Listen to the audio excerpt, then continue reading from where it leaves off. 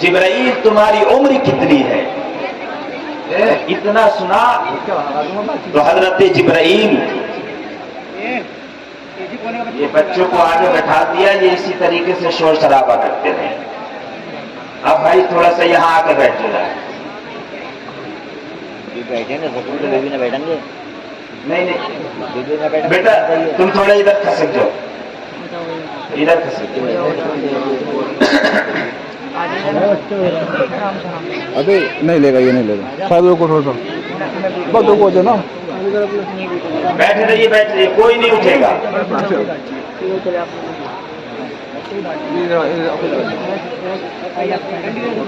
ماشاء اللہ سبحان اللہ۔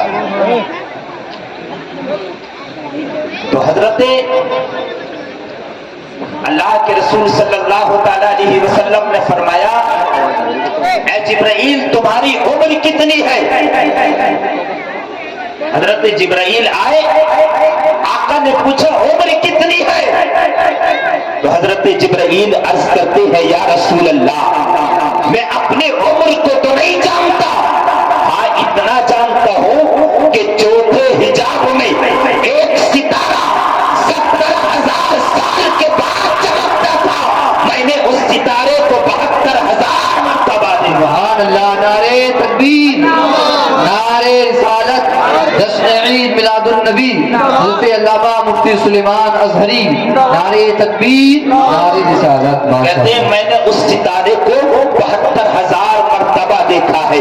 اے مسلمانوں، جب اتنا سنا تھا میرے سرکار نے تو حضرت جبرائیل سے میرے آقا نے کہا تھا اے جبرائیل مجھے اپنے رب کے عزت و جلال کی قسم وہ ستارہ میں ہی تو تھا جو 70,000 سال کے بعد چمکتا تھا، تم نے اس ستارے کو 72,000 مرتبہ دیکھا ہے۔ اے مسلمانوں، جب اتنا سنا تھا حضرت جبرائیل نے بارگاہ مولا میں، بارگاہ رسول میں ایک سوال اور کرتے ہیں، عرض کرتے ہیں یا رسول اللہ جب وہ ستارہ چمکتا تھا 70,000 سال کے بعد وہ ستارہ چمکتا تھا، جب وہ ستارہ چمکتا تھا وہ ستارہ بڑا خوبصورت لگتا تھا، وہ ستارہ بڑا حسین و جمیل لگتا تھا۔ اے میرے آقا جب وہ ستارہ نظر آتا تھا تو مجھے بڑا سکون ملا کرتا تھا، مجھے بڑا خوشی لاحق ہوتی تھی، مجھے بڑا اچھا لگتا تھا۔ اے میرے سرکار جب وہ ستارہ نظر آنے کے بعد غائب ہو جاتا تھا تو میں اس ستارے کو تلاش کرنے کے لیے کبھی مشرق میں جاتا تھا، کبھی مغرب میں جاتا تھا، کبھی شمال میں جاتا تھا، کبھی جنوب میں جاتا تھا۔ اے میرے سرکار لیکن وہ ستارہ نظر نہیں آتا تھا، کہاں غائب ہو جاتا تھا۔ واہ بھائی واہ، کیا بات ہے، ماشاء اللہ۔ آقا وہ کہاں غائب ہو جاتا تھا؟ ارے بھائی ادھر توجہ دے، ادھر توجہ دے۔ آقا وہ ستارہ نظر آنے کے بعد کہاں غائب ہوتا تھا؟ اس ستارے کو دیکھنے کے لیے میں مشرق و مغرب کی سیر کرتا لیکن وہ ستارہ نظر نہیں آتا، کہاں غائب ہوتا تھا؟ تو میرے سرکار نے فرمایا جبرائیل جب وہ ستارہ سجدے میں چلا جاتا تھا تو غائب ہو جاتا تھا، سجدے سے سر اٹھاتا تھا تو نظر آتا تھا۔ پتہ چلا مسلمانوں ہمارے نبی کا ایک سجدہ 70,000 سال کا سجدہ ہے۔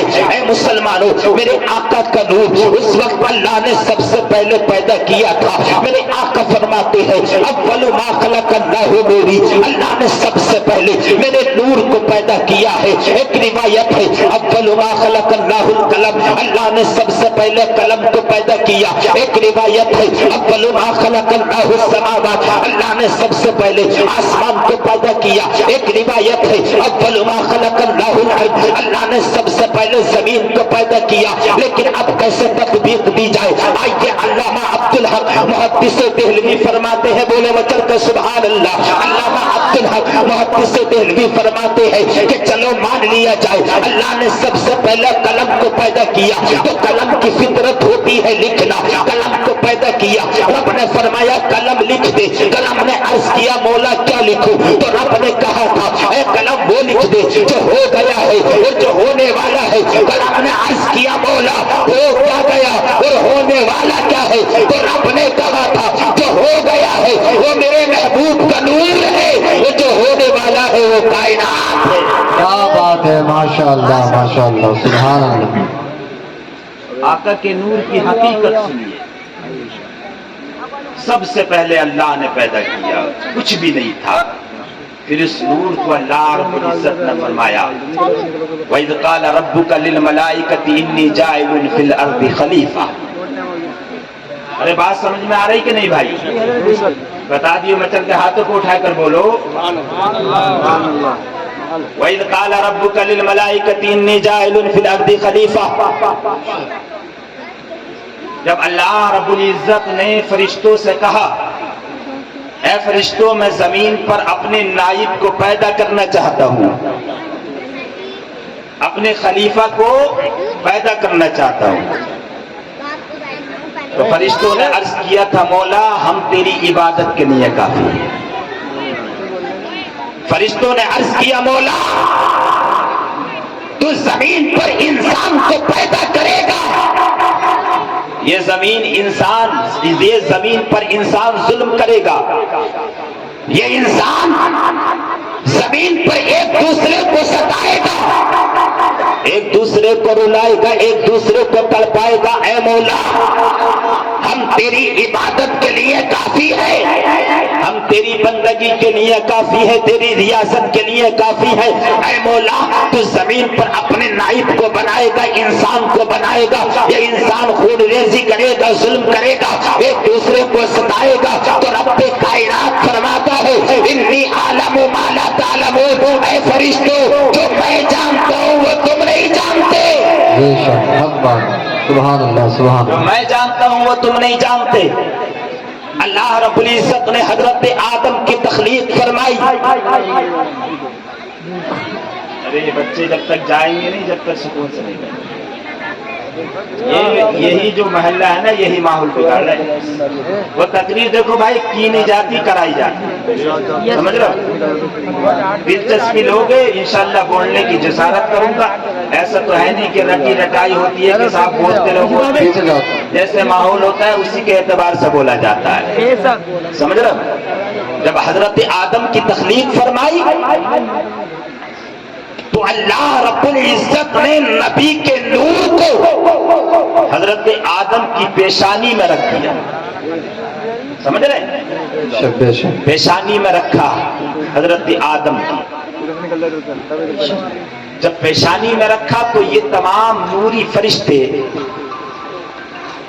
حضرت آدم علیہ السلام کی تعظیم کے لیے کھڑے ہو گئے، تمام نوری فرشتے حضرت آدم کی تعظیم کے لیے صف بصف کھڑے ہو جاتے ہیں۔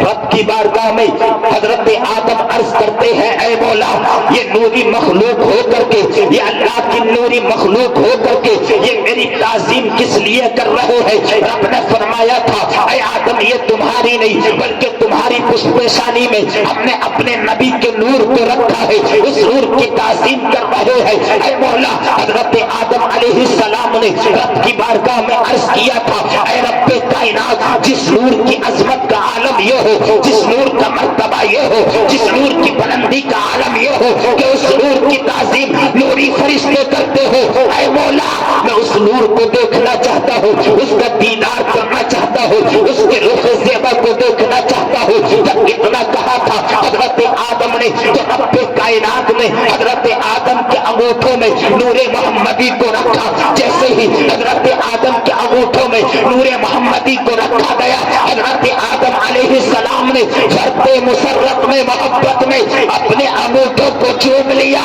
پتہ چلا مسلمانوں نبی کے نام پر انگوٹھوں کو چومنا کسی دنیا دار کی سنت نہیں بلکہ ہم سب کے بعد حضرت آدم کی سنت ہے۔ سبحان اللہ کیا بات ہے، ماشاء اللہ ماشاء حضرت اللہ۔ آدم کی سنت ہے، نبی کے نام پر انگوٹھوں کو چومنا یہ حضرت آدم کی سنت ہے۔ اے مسلمانوں حضرت آدم علیہ السلام جنت میں رہے، حضرت عباس آقا کی بارگاہ میں عرض کرتے ہیں یا رسول اللہ جب تمام نسل انسانی کے بعد حضرت آدم جنت میں تھے، جنت کی رعنائیوں کا مشاہدہ کر رہے تھے، جنت کے گل و گلزار دیکھ رہے تھے، اے میرے آقا اس وقت آپ کہاں تھے؟ تو میرے سرکار فرماتے ہیں کنت فی سلبہ، میں اس وقت ان کی پشت انور میں چمک رہا تھا۔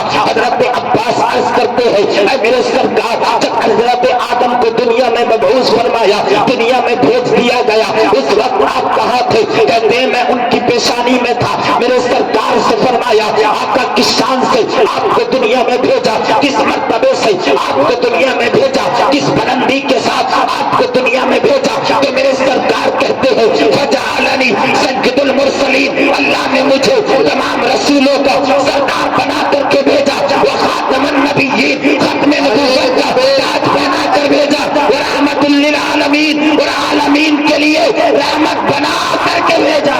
نعرہ تکبیر، نعرہ رسالت، یا رسول اللہ، نعرہ رسالت، یا رسول اللہ، حضرت علامہ مفتی سید عاصم میاں صاحب قبلہ، زندہ باد، نعرہ تکبیر، اللہ اکبر، نعرہ رسالت۔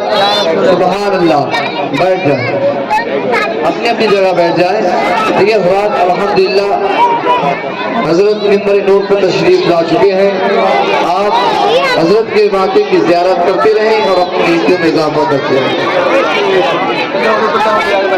دیکھیے حضرات الحمدللہ جس کا آپ انتظار کر رہے تھے، سید عاصم میاں صاحب قبلہ ممبر نور پر آ چکے ہیں۔ آپ حضرات بڑے ادب کے ساتھ بیٹھ جائیں۔ ماشاءاللہ سبحان اللہ۔ دیکھیے وہ ذات، وہ ہستی جس کی بات چل رہی ہے، جس نور کی بات چل رہی ہے، اسی نور کی جھلک آج چہرے میں موجود ہے۔ سمجھ رہے ہے کہ نہیں؟ ارے بولو، آل رسول ہے، سمجھ رہے؟ سید عاصم میاں صاحب قبلہ، اور یہ اس گھرانے سے ہے جس کی تعظیم ہم سب کے لیے واجب ہے۔ سمجھ رہے؟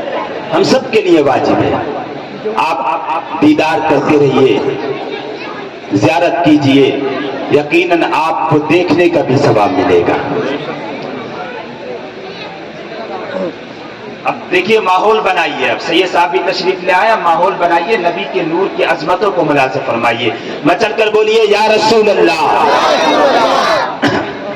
تو حضرت عبداللہ ابن عباس عرض کرتے ہیں، حضرت عباس عرض کرتے ہیں اے میرے سرکار آپ یہ بتائیے کہ جب اللہ رب العزت نے آپ کو دنیا میں بھیجا، جب حضرت آدم کو دنیا میں بھیجا، اور اس کے بعد میں جب آپ کا نور آپ دنیا میں تشریف لایا، تو آپ کو کس شان کے ساتھ بھیجا، کس مرتبے کے ساتھ بھیجا، کس مقام کے ساتھ بھیجا؟ تو میرے آقا فرماتے ہیں فجعلنی سید المرسلین، اللہ نے مجھے تمام رسولوں کا سردار بنا کر کے بھیجا، ورحمت للعالمین، عالمین کے لیے رحمت بنا کر کے بھیجا، ورحمت للعالمین، عالمین کے لیے رحمت بنا کر کے بھیجا۔ اے مسلمانوں، اس کے بعد میں جب حضرت نوح علیہ السلام کی کشتی جب تیر رہی تھی، تو حضرت پوچھا گیا آقا اس وقت آپ کا نور کہاں تھا؟ تو میرے آقا فرماتے ہیں کہ اس وقت حضرت نوح کی کشتی میں ان کی کشت انور میں میرا نور چمک رہا تھا۔ جب حضرت ابراہیم کو نارے نمرود میں ڈالا گیا، اس وقت آقا آپ کہاں تھے؟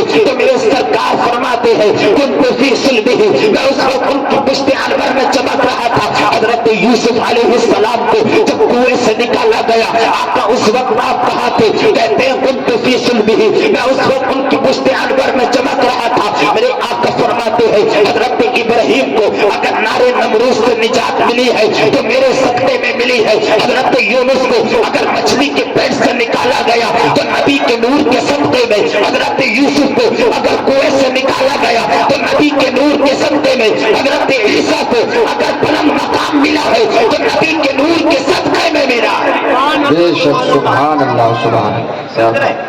اس کے بعد میرے سرکار کا نور مکہ کی سرزمین پر تشریف لایا۔ حضرت عبداللہ سرکار کے والد محترم جب مکہ کی سرزمین پر پیدا ہوئے ہیں، اے مسلمانوں میرے آقا کا نور حضرت عبداللہ کی پشت انور میں چمکا ہے، اور میرے سرکار کے والد حضرت عبداللہ جب مکے کی گلیوں میں نکلتے ہیں تو وہ نور آپ کے چہرے سے جھلکتا ہے، وہ نور آپ کے چہرے سے چمکتا ہے، ایسا لگتا ہے بے شمار رشتے حضرت سردار مکہ حضرت عبد المطلب کے پاس آتے ہیں، لیکن حضرت عبداللہ انکار کر دیتے ہیں۔ پیارے مسلمانوں، حضرت عبداللہ سرکار کے والد اتنے خوبصورت تھے کہ جب راستے پر چلا کرتے تھے تو راستوں سے آواز آتی تھی الصلاۃ والسلام علیک یا رسول اللہ۔ جب حضرت عبداللہ شکار کے لیے نکلتے ہیں، ایک دن ایسا ہوتا ہے حضرت وہب بن عبد مناف کہتے ہیں کہ کچھ دور کے فاصلے پر میں عبداللہ کے تھا، میں نے کیا دیکھا کہ عبداللہ کو قتل کرنے کے لیے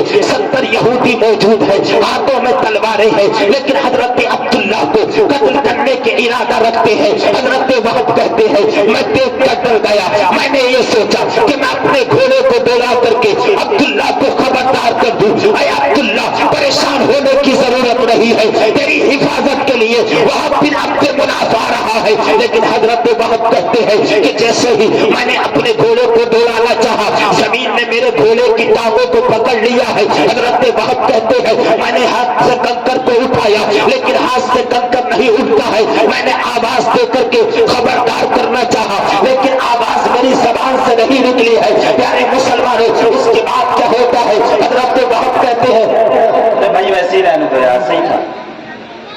اس کے بعد یہ ہوتا ہے، حضرت وہب کہتے ہیں کہ میں دیکھ رہا تھا، اچانک سے میں نے کیا دیکھا کہ آسمان سے اللہ کے فرشتوں کی جماعت نازل ہوتی ہے، اور دیکھتے ہی دیکھتے 70 یہودیوں کا قتل عام ہو جاتا ہے۔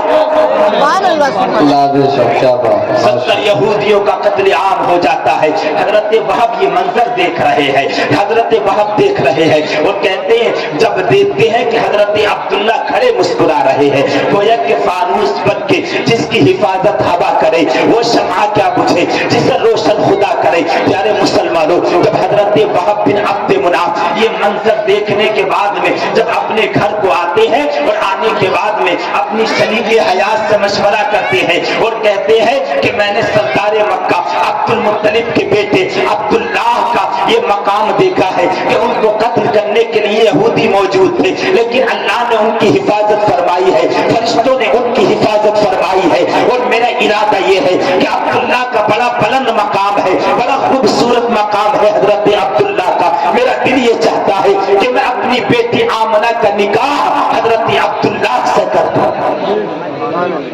جب یہ مشورہ کیا تو حضرت وہب کی بیوی خوشی خوشی اس کو قبول کرتی ہیں، کہتی ہیں ٹھیک ہے۔ ادھر حضرت عبداللہ کے بے شمار رشتے آتے ہیں، لیکن حضرت عبداللہ انکار فرما دیتے ہیں، انکار کرتے ہیں۔ ایک دن ایسا ہوا، حضرت عبد المطلب سردار مکہ نے حضرت عبداللہ کے دوستوں کو بلایا اور دوستوں کو بلا کر کے کہا اے عبداللہ کے دوستوں، تم عبداللہ سے معلوم کر لینا کہ شادی کرو گے کہ نہیں کرو گے۔ سمجھ رہے؟ شادی کرو گے کہ نہیں کرو گے، کیونکہ دوست پوچھ لیا کرتے ہیں، کھلے عام معاملہ ہوتا ہے دوستوں کا، کیونکہ اگر چوری چھپا کوئی کام چلتا ہے تو گھر والوں کے ساتھ، لیکن دوستوں سے کھلے عام معاملہ ہوتا ہے۔ حضرت عبد المطلب نے کہا دوستوں سے اگر تم نے یہ کام کر دیا تو میں تمہیں بطور تحفہ 10 دینار عطا کروں گا۔ پیارے مسلمانوں، حضرت عبداللہ کے دوست آئے اور آنے کے بعد میں حضرت عبداللہ سے کہا تھا یار عبداللہ شادی کرنا ہے کہ نہیں کرنا ہے؟ جب اتنا پوچھا تھا تو حضرت عبداللہ نے کہا تھا یار شادی کیسی، میری شادی تو ہو گئی ہے۔ کیا کہا تھا حضرت عبداللہ نے؟ مچل کر بولو کہ میری شادی تو ہو گئی ہے۔ واہ واہ واہ، کہتے ہیں میری شادی تو ہو گئی ہے۔ جب اتنا سنا تھا تو دوست بڑے پریشان ہوئے اور ہنس کر کہنے لگے یار عبداللہ ابھی تو نہ بارات ہے، ابھی تو نہ کھانا ہے نہ ولیمہ ہے، ابھی تو بارات بھی نہیں گئی، ابھی تو دولہا بھی نہیں بنے ہو، لیکن دوست شادی کیسی ہو گئی ہے؟ تو لیکن شادی کیسی ہو گئی؟ تو حضرت عبداللہ نے کہا تھا یقیناً میری شادی ہو گئی، اور میری شادی عالم خواب میں میرے جد امجد حضرت ابراہیم نے خانہ کعبہ کے معمار نے عالم خواب میں وہب کی بیٹی آمنہ سے میرا رشتہ طے کر دیا۔ واہ واہ، سبحان اللہ، کیا بات ہے، ماشاء اللہ۔ کہا میری شادی عالم خواب میں حضرت ابراہیم نے طے کر دی ہے۔ جب اتنا سنا دوستوں نے، دوست خوش ہو کر کے حضرت عبد المطلب کے پاس پہنچے۔ حضرت عبد المطلب سردار مکہ اپنے قریبی رفاقہ کو لے کر کے جب حضرت وہب بن عبد مناف کے مکان پر پہنچے، دروازہ کھٹکھٹایا، اندر سے آواز آئی من دقل بابا، دروازہ کس نے کھٹکھٹایا؟ کہتے ہیں انا عبد المطلب، میں عبد المطلب ہوں۔ دروازہ کھول دیا گیا۔ پیارے مسلمانوں، حضرت عبد المطلب سردار مکہ نے کہا تھا اے عبد مناف، میں ایک بات کے لیے آپ کے پاس آیا ہوں، لیکن یاد رکھنا یہ میں اپنی مرضی سے نہیں بلکہ خانہ کعبہ کے معمار حضرت ابراہیم علیہ السلام کی مرضی سے آیا ہوں۔ کہا بات کیا ہے وہ بتاؤ؟ کہا بات یہ ہے کہ میں اپنے بیٹے عبداللہ کے لیے تیری بیٹی آمنہ کا ہاتھ مانگنا چاہتا ہوں۔ لانے لگے اور کہنے لگے اے سردار مکہ عبد المطلب، اگر مکے کا یہ دستور نہ ہوتا کہ لڑکے والے آئیں گے، اگر لڑکے والے آئیں گے، اگر مکے کا یہ دستور نہ ہوتا تو میں خود جا کر کے اپنی بیٹی کا ہاتھ تیرے لڑکے کے لیے مانگ لیتا، اس لیے کہ عالم خواب میں آج ہی صبح حضرت ابراہیم